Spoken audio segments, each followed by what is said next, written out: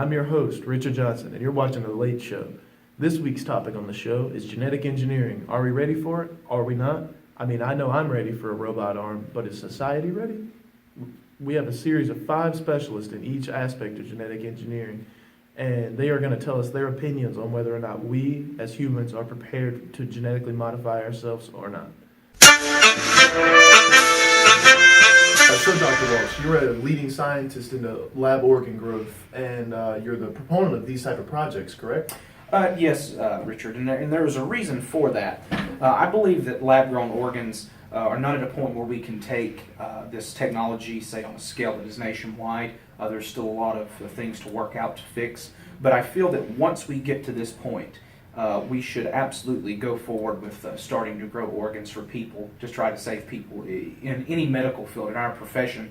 If we can do a single thing to prolong someone's life, I feel that we should do that. We should not be waiting 10 or 15 years to try to get some sort of approval from places like the FDA before we initiate these products, because in that 10 or 15 years, you're losing so much life. So that's just how I feel about it.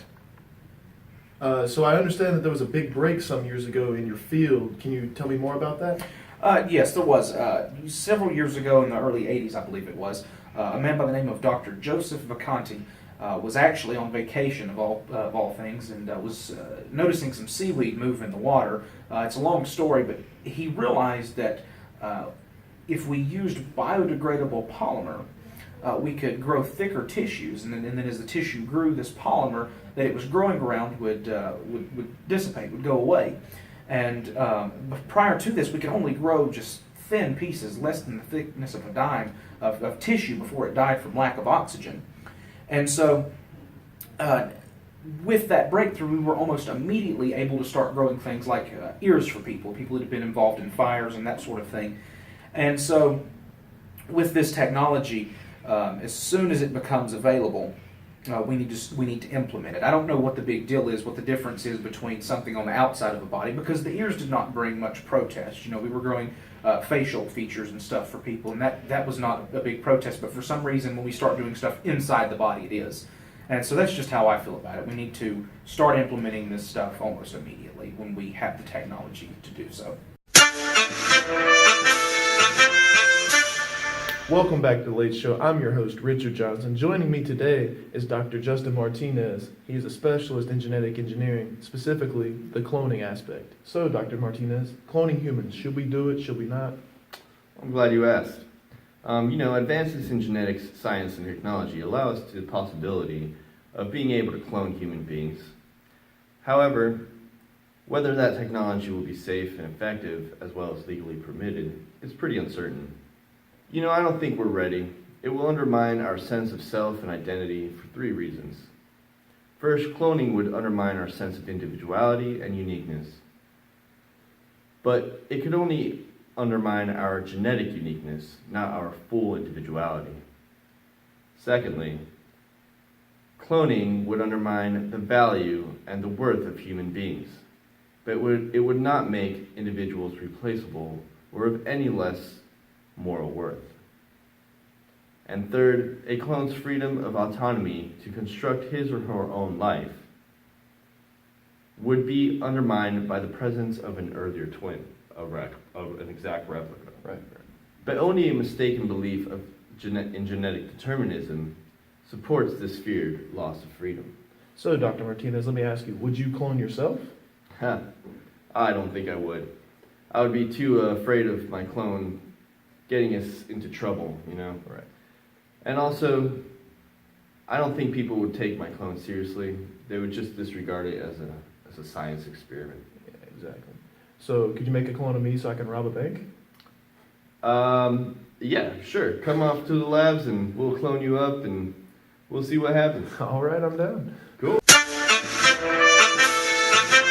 Hey, Richard, thanks for having me on the show tonight. Of course. I'm excited to be able to explain as to why I believe, but not only me, some other scientists and doctors believe that genetic engineering can be a useful technology on humans for this generation and generations to come.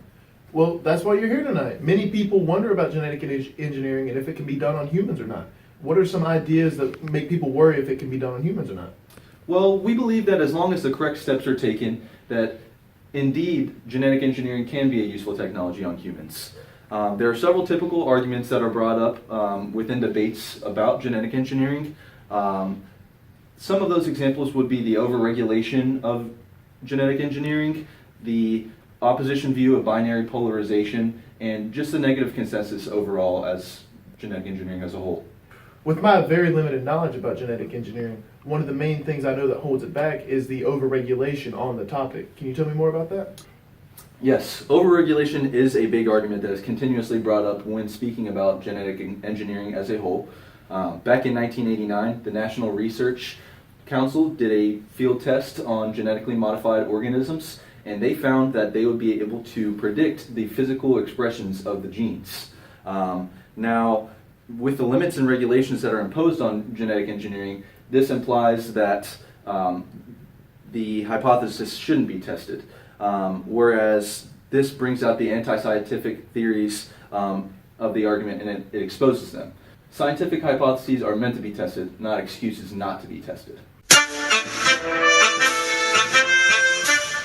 Hello, Richard. Thanks for having me on the show. Of course. So you know that I've been a pretty adamant opponent of genetic engineering with CRISPR and Cas9 gene editing tools. Yes, as I understand it, CRISPR allows us to take a segment of a person's DNA and replace it. Why are you so adamant against its use on people? So yes, CRISPR actually refers to the segment of DNA that informs the Cas9 enzyme of what to modify, and I'm adamantly against it because it's an unpredictable process in nature. In 2015, a team of Chinese researchers were able to modify the DNA of tribonuclear zygotes' DNA, but what they found was that the process left them mosaic. So the zygotes did not have all of their cells' DNA modified. Correct. So you're saying that the process isn't ready today, but it possibly will be in the future? Maybe, but the technology still has a long way to go. Correct. Oftentimes the process won't even change the DNA properly. It'll, modify it, but won't do it exactly as the instructions want it to, which can lead to maybe innocuous problems or potentially life-threatening issues. So I'm not saying we shouldn't research the technology, I'm just saying that it should not be used clinically on humans at the state it is now. Well, thank you for coming on the show. Yeah. Today's guest is Professor Kayla Garcia, who is part of the genetic research team at one of the top universities in the nation, who is currently working on stem cells. So tell us, Kayla, what sort of potential do stem cells have? That's a funny question you asked, Richard, but I'll give you the answer. The life-saving potential locked within stem cells is limitless. Stem cells are undifferentiated biological cells that have the capability to take form of any type of cell in the body while multiplying and renewing itself. This means that doctors could place these cells in an uninjured part of a body and they will proceed to help and regenerate alongside other cells in that body as long as the person is still alive. Indeed, that does sound limitless, but what's the big holdup? Why aren't we sticking these suckers into people like tonight? Well, none of our trials have been completely successful, although we have had partial success. We know for a fact that stem cells have regenerating capabilities, but they do not have the longevity to be effective in a body. We see them work, but we do not see them stay. They die off eventually, therefore we can't risk to have such an unstable cell inside the body.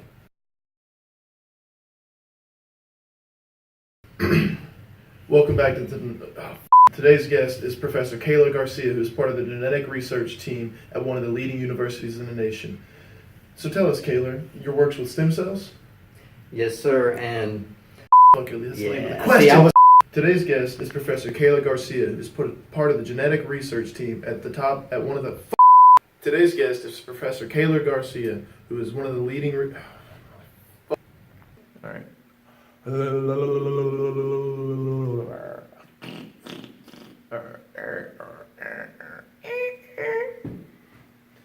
Oh, we can. Give us a countdown. You're good. Go ahead. Well, you've got a point. I'll give you. You've got a point there.